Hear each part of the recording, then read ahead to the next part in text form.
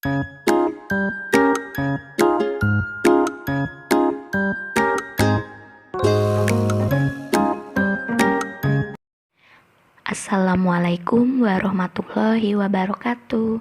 Selamat pagi ayah, bunda, dan anak-anak kelas 4B yang luar biasa. Berjumpa lagi dengan ibu.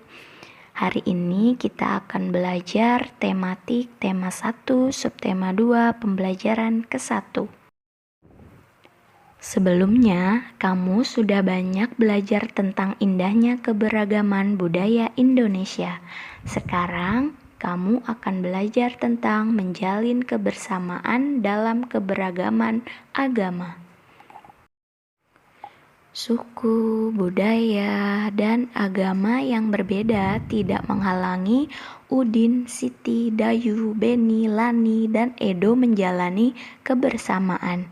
Mereka berbagi cerita tentang budaya masing-masing dan saling belajar. Hari-hari mereka penuh keceriaan dalam kebersamaan. Hari ini mereka berkumpul bersama untuk bekerja sama. Yuk kita simak cerita kebersamaan mereka. Kalian bisa membacanya bersama-sama atau menyimak bacaan Bu Yuli ya. Bekerja sama dalam keberagaman. Edo dan kelima temannya mendapat tugas untuk melakukan percobaan tentang bunyi. Sepulang sekolah, mereka berkumpul di rumahnya. Setiap orang sudah menyiapkan peralatan yang dibutuhkan. Lani dan Siti membawa beberapa kaleng yang sudah dilubangi. Udin dan Beni membawa benang kasur. Mereka berkumpul di halaman depan rumah. Keenam sekawan siap bekerja sama melakukan percobaan. Saat percobaan akan dimulai, tiba-tiba terdengar azan. Siti dan Udin meminta izin teman-temannya untuk sholat. Teman-temannya mengizinkan mereka untuk melakukan ibadah. Edo meminjamkan ruang makannya untuk digunakan Siti dan Udin sholat. Meskipun Edo beragama Katolik, ia tidak keberatan rumahnya dipakai untuk sholat. Beni yang beragama Kristen, Dayu yang beragama Hindu, dan Lani yang beragama Buddha menunggu dengan sabar temannya beribadah. Keenam sahabat selalu menghargai satu dengan yang lain. Tiba saatnya keenam sekawan melakukan percobaan. Setiap orang menunjukkan tanggung jawabnya dalam bekerja. Tidak ada satupun di antara mereka yang duduk diam atau memberi perintah saja. Semuanya ikut bagian dalam percobaan. Saat Dayu membutuhkan pertolongan memotong benang, Udin datang membawakan gunting. Saat Edo kesulitan menalikan benang di kaleng, Siti ikut membantu. Keenam sahabat bekerja sama dengan semangat. Mereka hidup rukun, saling membantu meskipun berbeda agama. Wah, cerita Edo dan kelima temannya sangat menginspirasi kita ya anak-anak. Meskipun mereka berbeda agama, tapi mereka bisa hidup rukun dan saling bekerja sama. Hal itu perlu kita contoh dalam kehidupan sehari-hari ya. Sekarang, ayo kita tentukan gagasan pokok dan gagasan pendukung yang terdapat dalam teks yang telah kita baca sebelumnya. Pembahasan. Dalam paragraf pertama, gagasan pokoknya terdapat pada kalimat pertama yaitu Edo dan kelima temannya mendapat tugas untuk melakukan percobaan tentang bunyi.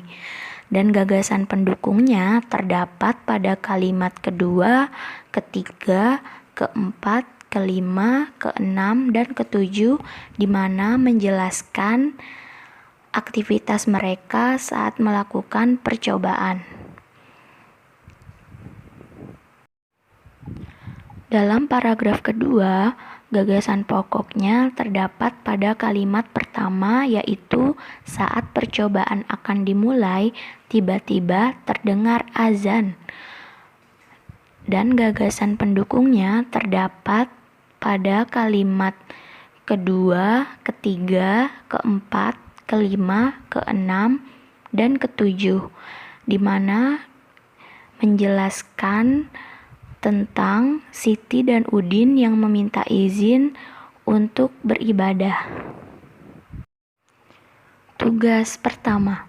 Sekarang tentukanlah gagasan pokok dan gagasan pendukung pada paragraf ketiga dalam teks bekerja sama dalam keberagaman. Kerjakan di buku latihan tematik, kemudian foto dan kirim tugasnya ke Bu Yulia melalui WhatsApp. Jangan lupa diberi nama dan kelas ya. Anak-anak hebat, pada pembelajaran sebelumnya, kamu sudah pernah melakukan percobaan membuat telepon gelas yang membuktikan perambatan bunyi melalui benda padat.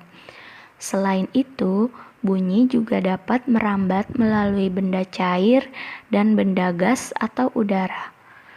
Ananda, tahukah kamu, telinga kita juga bisa mengetahui sumber bunyi? Untuk membuktikannya, kita akan melakukan suatu percobaan. Simak video berikut ini. Percobaan mencari asal sumber bunyi. Tujuan dalam percobaan ini untuk mengidentifikasi sumber dan tempat bunyi berasal. Alat dan bahan yang dibutuhkan yaitu benda yang dapat menghasilkan bunyi seperti angklung, pianika, fluit, ember, gendang, atau meja. Dan juga penutup mata ya.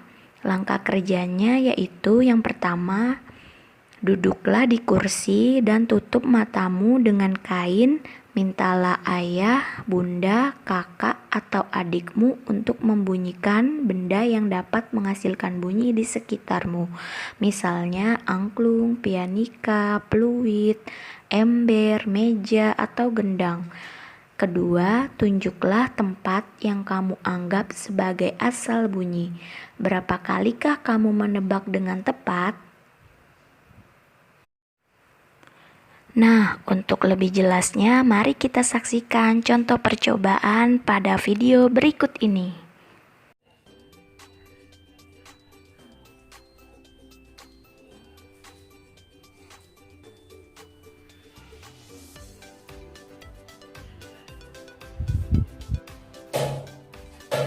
Gimana suaranya?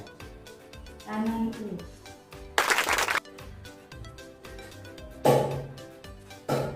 Gimana suaranya? 80.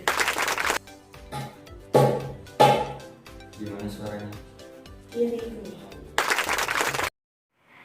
Nah, anak-anak hebat, setelah kalian menyimak video sebelumnya, sekarang saatnya kalian mempraktikannya. Kalian bisa meminta bantuan ayah, bunda, kakak, atau adik di rumah. Foto kegiatan percobaan kalian dan kirimkan kepada Bu Yulia. Selanjutnya, buatlah laporan hasil percobaan tersebut pada buku tulismu, kemudian fotokan dan kirimkan kepada Bu Yulia. Laporan kegiatan percobaannya dapat kalian lihat pada gambar di samping. Kita wajib bersyukur kepada Tuhan Yang Maha Esa karena telah menciptakan bentuk tubuh yang paling sempurna. Salah satunya adalah kita diberi indera pendengar atau telinga. Dengan menggunakan indera ini, kita bisa mendengar berbagai suara, seperti kicauan burung, suara air mengalir, dan musik. Apa saja bagian dan fungsi indera pendengar? Yuk kita simak penjelasan selanjutnya. Bagian-bagian telinga. Telinga memiliki 3 bagian. Bagian luar, bagian tengah, dan bagian dalam. Pada gambar berikut ini, kotak yang berwarna kuning menunjukkan telinga bagian luar. Kotak yang berwarna hijau menunjukkan telinga bagian tengah. Dan kotak yang berwarna biru menunjukkan telinga bagian dalam. Daun telinga berfungsi menangkap getaran bunyi. Liang telinga Pada liang telinga terdapat rambut halus yang berfungsi menghalangi debu dan air yang masuk ke telinga. Pada bagian ini juga terdapat kelenjar minyak dan kelenjar keringat. Selanjutnya ada tulang-tulang pendengaran, berfungsi meneruskan getaran bunyi ke koklea. Gendang telinga berfungsi menerima getaran bunyi dari daun telinga dan meneruskannya ke tulang-tulang pendengaran. Selanjutnya ada saluran setengah lingkaran yang berfungsi membantu dalam mempertahankan keseimbangan tubuh. Syaraf pendengaran berfungsi meneruskan bunyi ke otak. Koklea atau rumah siput berfungsi menerima dan meneruskan getaran bunyi ke saraf pendengaran. Saluran eustasius berfungsi menghubungkan ruang telinga tengah dan faring. Faring adalah bagian yang menghubungkan mulut dengan kerongkongan. Proses mendengar bunyi. Pertama, bunyi berasal dari getaran suatu benda yang kemudian gelombang bunyi ditangkap oleh daun telinga dan masuk melalui liang telinga. Selanjutnya, bunyi menggetarkan gendang telinga dan getaran gendang telinga menggetarkan tulang-tulang pendengaran. Setelah itu, koklea menangkap getaran dari tulang-tulang pendengaran dan mengirimkannya ke saraf pendengaran. Dan yang terakhir, saraf pendengaran mengirim rangsangan bunyi ke otak. Otak menerjemahkan bunyi yang didengar. Anak-anak, pembelajaran hari ini telah usai. Tetapi anak-anak tidak boleh lupa bahwa besok kita akan belajar yang lebih seru lagi, yaitu tentang kerjasama dalam keberagaman dan menyederhanakan pecahan. Sekian pembelajaran yang dapat Ibu sampaikan hari ini.